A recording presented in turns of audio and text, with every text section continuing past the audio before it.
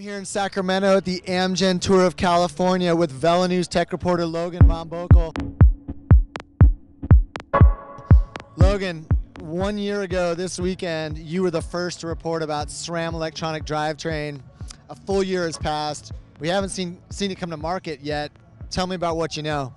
Yeah, so I kind of put my foot in my mouth last year when I said it was going to come to market last fall, and it's still not out. We're still seeing it on the Action Velo team, Neon Velo team, which is who was riding it last year. Last year they were Bissell. We're also seeing it on some women's bikes.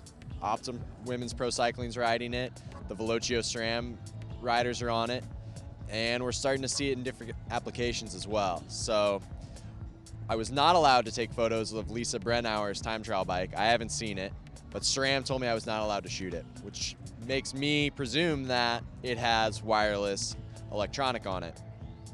I also happened to see a bike yesterday that I wasn't supposed to see with hydraulic brakes and electronic shifting.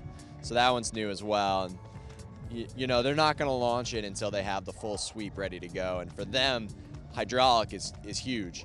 So it's going to be a little bit more time, it looks like. I hope maybe this fall.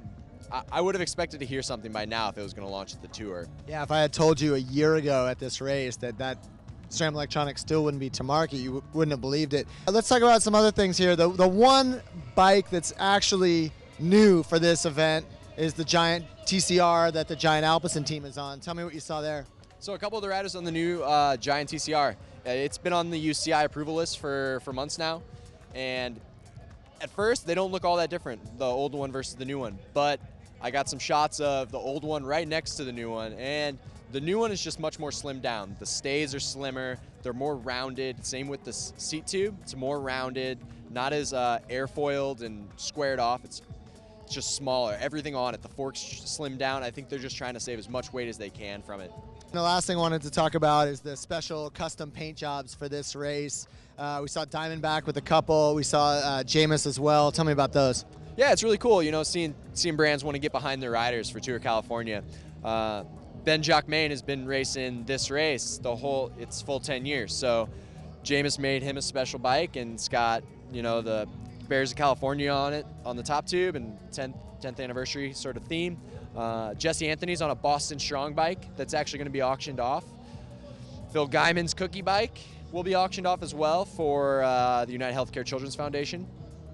And well, I mean, Sagan's got his camo bike, which he's been racing since Milano Sanremo, but it's the first time we've seen it here. Yeah. So he's got his bike, and Cavendish has his custom bike as well. Sagan's bike's special. I mean, it's got a prototype stem on it from Vision. It's all massive piece of carbon, basically, to keep things crazy stiff in the front end. So this is just stage one in Sacramento. It's a week-long race. Last question, last topic. Do you think there's any chance we'll see anything else roll out, particularly TT Day? I mean, we talked a little bit about SRAM Electronic on Brennauer's bike. Do you think there's a chance we'll see something on the men's side as well?